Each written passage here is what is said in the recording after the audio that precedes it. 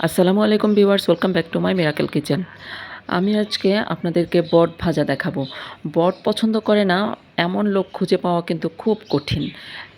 সবাই বট খুব ভালোবাসে। তবে একেকজন একেকভাবে খেতে ভালোবাসে। কেউ বট ভুনা খেতে ভালোবাসে, কেউ বট ভাজা খেতে ভালোবাসে।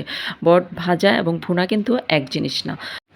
বট ভাজাটা কিন্তু কিছুটা কালাভুনার মতো হয়, খেতেও কিন্তু স্বাদটা কালাভুনার মতো হয়। তবে কালাভুনাতে আমরা যত ধরনের মশলা ব্যবহার করি, এই বট ভাজাতে কিন্তু অত মশলা ব্যবহার করি না, তারপরেও কিন্তু খেতে কালাভুনার মতো লাগে।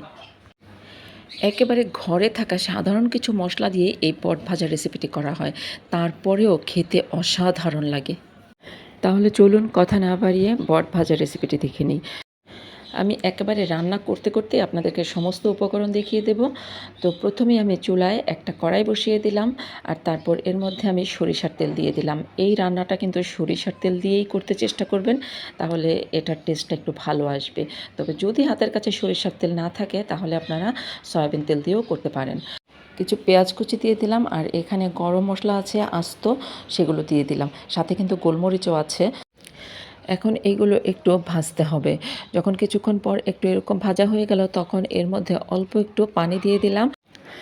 এখন এখানে লবণ ভর্তি করে 1 চা চামচ, হলুদের গুঁড়া 1/2 চা চামচ, মরিচের গুঁড়া 1 টেবিল চামচ, ধনে গুঁড়া 1 চা চামচ, জিরা গুঁড়া 1 চা চামচ, গোলমরিচের গুঁড়া 1/2 চা চামচ, আর গরম মশলা গুঁড়া 1/2 চা চামচ। এগুলো সব একসাথে দিয়ে দিলাম। এখন একটু নেড়ে চেড়ে নিলাম, আর তারপর এখানে 1 চা চামচ আদা বাটা দিয়ে দিলাম, আর 1 চা চামচ রসুন বাটা দিয়ে দিলাম। আর আপনারা যদি মরিচ একটু কম খেতে চান তাহলে কম দিতে পারেন। এটা কিন্তু একটু ঝালঝাল হলেই ভালো লাগে, এজন্য মরিচের পরিমাণটা একটু বেশি আছে। আর তারপর এখন এগুলো একটু নেড়ে চেড়ে মশলাটা কষিয়ে নিতে হবে। আর এখানে আমি আজকে 1 কেজি পরিমাণে বট নিয়েছি। সেই বটগুলো আগেই কিন্তু ভালো করে পরিষ্কার করে একটু লবণ নয়, হলুদ আর একটু আদা আর রসুন বাটা দিয়ে এগুলো সিদ্ধ করে রেখেছিলাম প্রায় 1 ঘন্টার মতো।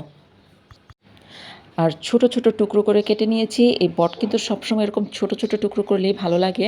তো এগুলো মশলার মধ্যে দিয়ে এখন এগুলো সব খুব ভালোভাবে একটু কষিয়ে নিতে হবে। এমনভাবে কষাতে হবে যাতে মশলাটা উপরে উঠে আসে। তো সেই পর্যন্ত আমাদের অপেক্ষা করতে হবে। তো কিছুক্ষণ পর ঢাকনাটা তুলে নিলাম, আর এখন দেখছি খুব ভালোভাবে কষানো হয়ে গেছে। মাঝে মাঝেই কিন্তু আমি এর মধ্যে ঢাকনা তুলে একটু নেড়েচেড়ে দিয়েছিলাম। এখন এগুলো খুব ভালোভাবে কষানো হয়ে গেছে, মশলা উপরে উঠে আসছে আর নিচেও একটু লেগে লেগে আসছে। তারপর একটু নেড়েচেড়ে নিয়ে এখানে 2 কাপ পানি দিয়ে দিলাম, আর তারপর একটু আবারও নেড়েচেড়ে ঢাকনা দিয়ে ঢেকে রাখলাম। এখন এটা সেদ্ধ হওয়া পর্যন্ত অপেক্ষা করব। তো প্রায় আধা ঘন্টা পর আমি ঢাকনাটা তুলে নিলাম। পানিটা শুকিয়ে গিয়ে আবারও একটু কষা কষা হয়ে গেছে। তো এখন কিন্তু আমি আবারও একটু পানি দিয়ে আবারও কিছুক্ষণ রান্না করব। তো এটা কিন্তু প্রায় 1 ঘন্টা রান্না করব। আমি আগে বটটাকে 1 ঘন্টা সিদ্ধ করে নিয়েছিলাম, আর এখন 1 ঘন্টা ধরে রান্না করব। আবারও আমি এখানে 1 কাপ পানি দিয়ে দিলাম। প্রথম 2 কাপ পানি দিয়েছিলাম, এখন আমি 1 কাপ পানি দিয়ে দিলাম। তো আবারও আমি ঢাকনা দিয়ে ঢেকে রাখলাম। এবারও আমি আবার অপেক্ষা করব এটা একেবারেই কষা কষা হওয়ার জন্য। তো এরই মধ্যে কিন্তু এগুলো সম্পূর্ণ কষানো হয়ে গেছে। ঢাকনাটা তুলে নিলাম। আমি কিন্তু মাঝে মাঝেই ঢাকনা তুলে এগুলো নেড়ে চেড়ে দেই। আমি কিন্তু 2 বারে এগুলো কষায়ে নিলাম, আর একেবারে প্রথম মশলাসহ যে কষালাম সেই হিসাবে কিন্তু আমি 3 বার কষায়ে নিলাম। তো এভাবে করে কিন্তু 1 ঘন্টা হয়ে গেল।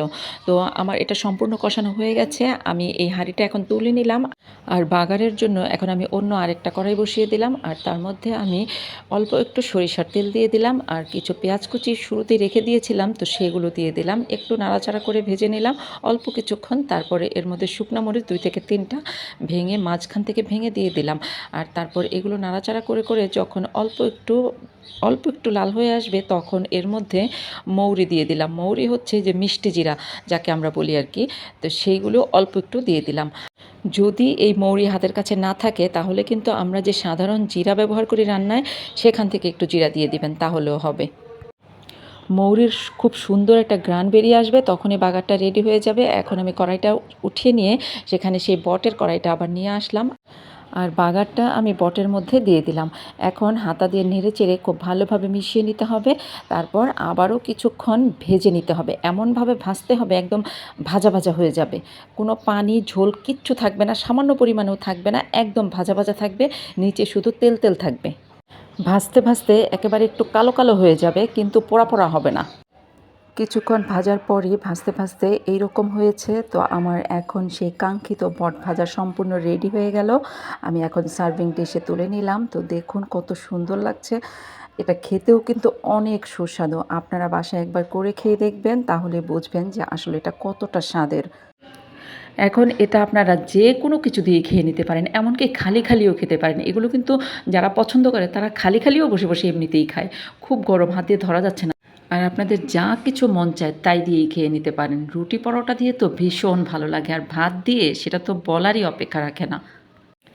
আমার এই বট ভাজার রেসিপিটি যদি আপনাদের কাছে ভালো লেগে থাকে তাহলে প্লিজ একটা লাইক দিবেন, ফ্রেন্ডস অ্যান্ড ফ্যামিলিতে শেয়ার করবেন। আর আমার চ্যানেলে নতুন হয়ে থাকলে চ্যানেলটা সাবস্ক্রাইব করে অলে সেট করে রাখবেন।